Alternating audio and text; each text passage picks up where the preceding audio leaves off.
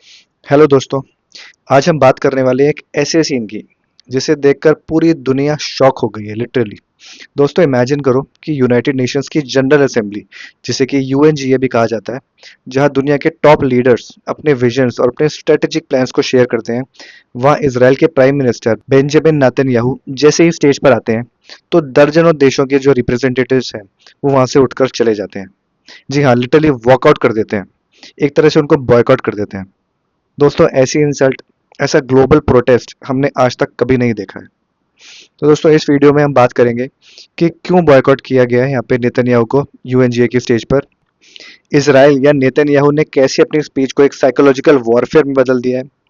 यूरोपीय देश जो हैं उनके पैलेस्टीन को रिकॉग्नाइज करने पर नेतन्याहू ने क्या शॉकिंग स्टेटमेंट्स बोली हैं। और वेरी इंटरेस्टिंगली उस क्यूआर कोड का आखिर क्या मतलब था जो उन्होंने स्पीच के दौरान अपने सूट पर पहना था। और फाइनली आगे यहाँ पे क्या होने वाला है, क्या इसराइल ईरान या टर्की पर बड़ा हमला करने वाला है। तो दोस्तों वीडियो को एंड तक जरूर देखना क्योंकि ये बहुत इंटरेस्टिंग होने वाला है जियो पॉलिटिक्स के एंगल से, और आपको काफी चीजें जो है यहाँ पे सीखने को मिलने वाली हैं। और अगर आपको हमारे यूनिक स्टाइल एनालिसिस अच्छे लगता है तो मेरे चैनल को जरूर सब्सक्राइब कर लें। चलिए सबसे पहले बात करते हैं ड्रामेटिक यूएन वॉकआउट की। Why Netanyahu speech shock the world, massive boycott at UNGA during Netanyahu speech. दोस्तों जब भी बेंजामिन नेतन्याहू यूएन में स्पीच देते हैं तो हमेशा कोई ना कोई बड़ा मूवमेंट होता ही है, मगर इस साल का सीन लिटरली एपिक था। जैसे ही नेतन्याहू पोडियम पर आए, कैमरा जूम आउट होता है और फिर क्या दिखाया जाता है कि आधा जो हॉल है वो खाली हो चुका है, लिटरली खाली हो चुका है। सोचिए कितने बड़े स्केल पे इनका यहाँ पे जो है वो बॉयकॉट किया जाता है। Gaza crisis and global anger against Israel. दोस्तों दर्जनों डेलीगेट्स जो है वो अपनी सीट छोड़ के यहाँ पे उठ के चले जाते हैं। क्यों? क्योंकि गाजा में जो कुछ हो रहा है उसने पूरी दुनिया को हिला के रख दिया है। Air strikes, civilian deaths, hospital तबाह हो रहे हैं और हर रोज वायरल होते हुए वीडियोस। ये सब देखकर बहुत सारे कंट्रीज जो है उन्होंने डिसाइड कर लिया है कि नेतन्याहू को बोलते हुए वो सुनना भी नहीं चाहते। European nations recognising Palestine as a country. दोस्तों आपने नोटिस किया होगा कि एक के बाद एक यूरोपियन कंट्रीज जैसे कि स्पेन, आयरलैंड, नॉर्वे, ये सारी कंट्रीज ओपनली कह चुकी हैं कि वो पैलेस्टीन को एक इंडिपेंडेंट कंट्री के रूप में रिकॉग्नाइज करते हैं। ध्यान दीजिए कि ये एक सिंबॉलिक स्टेप है, पर इसका जो पॉलिटिकल वेट है, जो इसका वजन है, वो काफी ज्यादा है। ये मैसेज है इसराइल को कि जो आप कर रहे हैं हम उससे बिल्कुल भी अग्री नहीं करते हैं। और ये बॉयकॉट जो है वो उसी गुस्सा या उसी नाराजगी का एक्सप्रेशन था। यूएन जैसा प्लेटफॉर्म जहां सब कंट्रीज कहते हैं कि डायलॉग होना चाहिए, वहां वॉकआउट कर देना एक बहुत ही ज्यादा स्ट्रॉन्ग डिप्लोमेटिक मैसेज देता है। चलिए अब बात करते हैं Israel psychological warfare broadcasting the speech in Gaza. Secret agencies task with live broadcast in Gaza and West Bank. दोस्तों आप सोच रहे होंगे कि नेतन्याहू को क्या फर्क पड़ा यहाँ पे, तो जवाब है कि नहीं, क्योंकि इनका असली टारगेट जो है वो यूएन में बैठे डेलीगेट्स थे ही नहीं।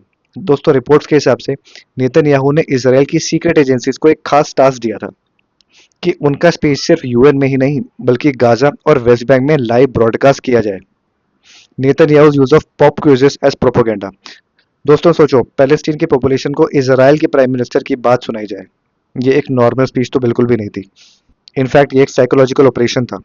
और उसके बाद नेतन्याहू ने कर दिखाया कुछ ऐसा जो कि बिल्कुल भी एक्सपेक्टेड नहीं था।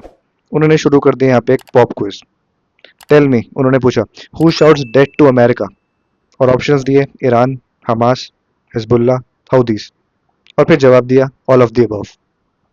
सोचिए दोस्तों, पॉप क्विज जैसा उन्होंने यहाँ पे स्टार्ट कर दिया जो कि आज तक पहले कभी यूएन के प्लेटफॉर्म पे नहीं हुआ है। Aimed at influencing both western and Palestinian audiences. तो दोस्तों जैसे मैंने कहा ये एक सिंपल क्वेश्चन तो बिल्कुल भी नहीं था। इनफैक्ट ये एक मैसेज था, एक नैरेटिव बिल्ड करने की कोशिश की जा रही थी कि आपके एनिमी इसराइल नहीं बल्कि वेस्ट है। फिर उन्होंने पूछा, सबसे ज्यादा अमेरिकन और यूरोपियंस को किसने मारा। अगेन ऑप्शंस दिए और फिर से टारगेट किया हमास और ईरान को। दोस्तों इनका ऑब्जेक्टिव यहाँ पे एकदम क्लियर था कि गाजा के लोगों के दिमाग में एक डाउट क्रिएट हो कि हमास उनका फ्रेंड या फिर रक्षक नहीं बल्कि उनका बहुत बड़ा दुश्मन है। साथ ही वेस्टर्न लोगों के लिए भी एक जस्टिफिकेशन क्रिएट करना कि देखो हम टेररिस्ट से लड़ रहे हैं, तुम नहीं। तो इससे पहले यूएन में किसी ने भी स्पीच को एक साइकोलॉजिकल ऑपरेशन में कन्वर्ट नहीं किया था, लेकिन नेतन्याहू ने यहाँ पे ये कर दिखाया है। चलिए अब बात करते हैं Europe recognises Palestine and Israel's explosive response. Netanyahu's reaction to countries recognising Palestine. दोस्तों पूरा वर्ल्ड इस वक्त एक और शॉकिंग चीज जो है वो देख रहा है। एक के बाद एक यूरोपियन देश पैलेस्टीन को रिकॉग्नाइज कर रहे हैं। ये वही कंट्रीज हैं जो कि ट्रेडिशनली इसराइल के एलाइज रह चुके हैं। इससे ऑब्वियस है कि उन्होंने गाजा के हालातों पर या उनके हालातों को देखकर अपना स्टैंड यहाँ पे बदल दिया है। कंपेयरिंग पैलेस्टीन टू अल कायदा नियर न्यूयॉर्क। दोस्तों नेतन्याहू ने जो इस पर जवाब दिया है वो और भी ज्यादा एक्सप्लोसिव था। उन्होंने कहा कि पैलेस्टीन को इसराइल के बगल में एक कंट्री बना देना ये ऐसा ही है जैसे कि न्यूयॉर्क के पास अल कायदा का एक नेशन बना दो। सोचिए, इतनी स्ट्रॉन्ग कंपैरिजन। इसका मतलब सीधा ये था कि इसराइल किसी भी रिकॉग्निशन से अपनी जो पॉलिसीज हैं वो यहाँ पे नहीं बदलने वाला है। चाहे स्पेन या स्वीडन पैलेस्टीन को मान भी ले, लेकिन नेतन्याहू के लिए हमास एक टेरर स्टेट ही रहेगा। Israel unmoved and firm on it's Gaza policies. दोस्तों उन्होंने ये भी कहा कि अगर आप उन लोगों को स्टेटहुड देते हैं जिन्होंने 7 अक्टूबर जैसे अटैक्स किए, तो आप एक अल्टीमेट रिवॉर्ड दे रहे हैं इनटॉलरेंट फैनेटिक्स यानी कि एक्सट्रीम टेररिस्ट को आप यहाँ पे मोटिवेट कर रहे हैं। ये लैंग्वेज क्लियर कर दिया कि इसराइल का जो स्टैंड है वो अब सिर्फ मिलिटरी नहीं बल्कि मॉरल जस्टिफिकेशन के लेवल पे भी बिल्ड हो चुका है। इसराइल के लिए अब यहाँ पे सर्वाइवल का सवाल है और उनके स्टेटमेंट से ऐसा लगता है कि गाजा के लिए उनके जो लॉन्ग टर्म प्लान्स है वो बिल्कुल भी नहीं बदलने वाले। चलिए अब बात करते हैं symbolism and messaging, QR codes and psychological tactics, Netanyahu's QR code and its deeper meaning. दोस्तों नेतन्याहू के स्पीच का सबसे इंटरेस्टिंग मोमेंट पता है क्या था? वो क्यूआर कोड। हाँ, आपने सही सुना। उन्होंने अपने सूट पर एक क्यूआर कोड लगा रखा था और फिर उन्होंने कहा कि इसको स्कैन करो और देखो कि 7 अक्टूबर को क्या हुआ था। The messaging behind October 7 reminders. तो दोस्तों ये सिर्फ एक डिटेल नहीं थी बल्कि ये भी एक साइकोलॉजिकल मूव था। इस क्यूआर कोड के जरिए वो पूरी दुनिया को अपने वर्जन ऑफ इवेंट्स दिखा रहे थे। वो कह रहे थे देखो हम क्यों लड़ रहे हैं, क्यों गाजा में ऑपरेशन चला रहे हैं। ऐसे टैक्टिक्स डिप्लोमेसी के ट्रेडिशनल टूल्स से कहीं आगे हैं दोस्तों। इंडिया पाकिस्तान के बीच में हम यूजुअली देखते हैं कि एक तरह से एलिगेशन आता है और दूसरी तरफ से डिनाइल। लेकिन यहाँ पे दोस्तों दोनों साइड जो है वो एक दूसरे के दिमाग के अंदर घुसने की कोशिश कर रहे हैं। इंफॉर्मेशन वॉरफेयर जो है वो यहाँ पे चल रहा है। Escalating psychological war beyond traditional diplomacy. जैसे कि मैंने कहा नेतन्याहू ने क्लियरली दिखाया कि मॉडर्न कॉन्फ्लिक्ट से बॉम्ब और टैंक से नहीं बल्कि क्यूआर कोड और नैरेटिव से भी लड़े जाते हैं। तो ये मैसेज गाजा के लोगों के लिए भी था और यूएन के रिप्रेजेंटेटिव्स डेलीगेट्स और यूएन के लोगों के लिए भी। चलिए अब बात करते हैं फ्यूचर सिनेरियोज यहाँ पे क्या होने वाले हैं। Will Israel strike again, possibility of strikes on Iran, Turkey and other states. तो अब सवाल ये है कि आगे क्या होने वाला है। नेतन्याहू के स्टेटमेंट्स और एक्शंस को देखकर तो ऐसा लगता है कि गाजा ऑपरेशन अभी खत्म नहीं करने वाला है। कई एनालिस्ट का मानना है कि इजराइल यहाँ पे ईरान, टर्की या किसी और बड़े रीजनल राइवल पर स्ट्राइक प्लान कर सकता है। Israel stands on genocide accusations. तो दोस्तों कुछ लोग इजराइल पर जीनोसाइड के एक्यूजेशंस लगा रहे हैं। इस पर नेतन्याहू का जवाब भी उतना ही एग्रेसिव था। उन्होंने कहा हम लोग पैलेस्टीनियन सिविलियंस को निकालने का मौका दे रहे हैं। क्या हिटलर ने ज्यूज को मौका दिया था? नहीं, उन्होंने उन्हें सीधा मार दिया था।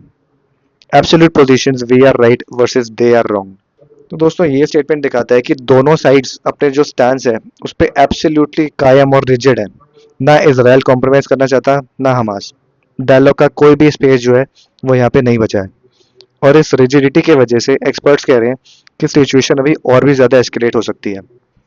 गाजा पर कंप्लीट कंट्रोल इसराइल का अल्टीमेट एम लगता है यहाँ पे और उसके लिए वो कुछ भी करने को तैयार है, चाहे नए एयर स्ट्राइक्स हो या फिर रीजनल एक्सपेंशन। तो दोस्तों एक चीज क्लियर है कि यूनाइटेड नेशंस जैसा प्लेटफॉर्म अब सिर्फ स्पीचेस का सेंटर नहीं रहा है।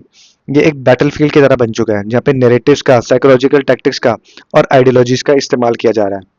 नेतन्याहू ने अपने स्टाइल में दिखाया है कि डिप्लोमेसी से वर्ड से नहीं क्यूआर कोड्स और पॉप क्विजेस से भी की जा सकती है। तो दोस्तों गाजा का फ्यूचर यहाँ पे क्या होगा ये अभी तो अनक्लियर है, लेकिन एक बात ऑलमोस्ट पक्की है कि इजराइल अब पीछे नहीं हटने वाला है और वो गाजा पर अब पूरी तरीके से कंट्रोल करना चाहता है, फिर चाहे किसी को अच्छा लगे या बुरा।